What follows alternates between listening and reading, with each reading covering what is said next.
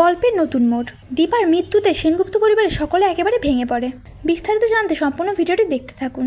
পর্বের শুরুতে আমরা দেখতে পাই রুটি সূর্যকে ইঞ্জেকশন দিয়ে তাকে ভারসাম্যহীন বানিয়ে ফেলে আর তার হাতে একটা বন্দুক তুলে দিয়ে বলে দীপার বুকে গুলি চালাতে। এরপর দেখা যায় সূর্য দীপার দিকে বন্দুক তাক করে। দীপা বলে, না ডাক্তারবাবু, আপনি গুলি করবেন না। তবে সূর্য দীপার কোনো কথা না শুনেই গুলি চালিয়ে দেয় আর দীপা ডাক্তারবাবু বলে চিৎকার করে ওঠে আর মাটিতে লুটিয়ে পড়ে। তখনই সূর্য তার স্বাভাবিক রূপে ফিরে আসে, তার হুঁশ ফেরে।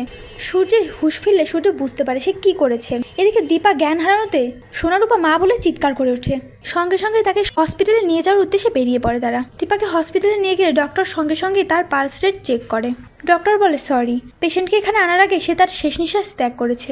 এই কথা শুনে তো সূর্য না বলে চিৎকার করে ওঠে আর সেখানে ধপ করে বসে পড়ে। সোনারূপা, লাবণ্য সহ সেনগুপ্ত বাড়ি সকলেই ভেঙে পড়ে। সূর্য তখন সকলকে ধাক্কা মারিয়ে দীপা থেকে সরিয়ে দিয়ে বলে, না, আমার দীপার কিছু হতে পারে না। আমি নিজের হাতে দীপাকে খুন করতে পারি না।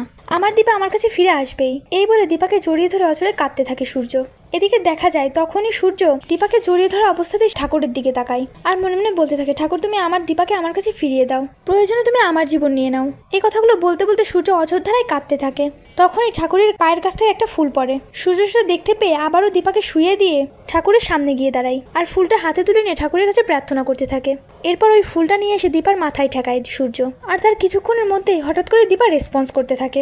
যা দেখে তো সূর্য দ্রুত দীপার পালস রেট চেক করে আর জোরে জোরে ডাক্তার ডাক্তার বলে চিৎকার করতে থাকে। তখনই ডক্টররা সেখানে ছুটে এলে পেশেন্টকে রেসপন্স করতে দেখে তো তারা অবাক হয়ে যায়। দ্রুত দীপাকে অপারেশন থিয়েটারে নিয়ে যাওয়া হয়। সূর্য তখন বলে ওঠে, আমি একজন হার্ট সার্জন, আমি কার্ডিওলজিস্ট, আমি সার্জারি করবো আমার ওয়াইফের।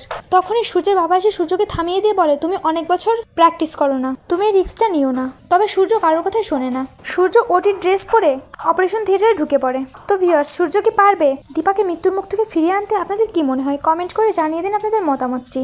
আর চ্যানেলে নতুন থাকলে অবশ্যই চ্যানেলটি সাবস্ক্রাইব করে রাখবেন।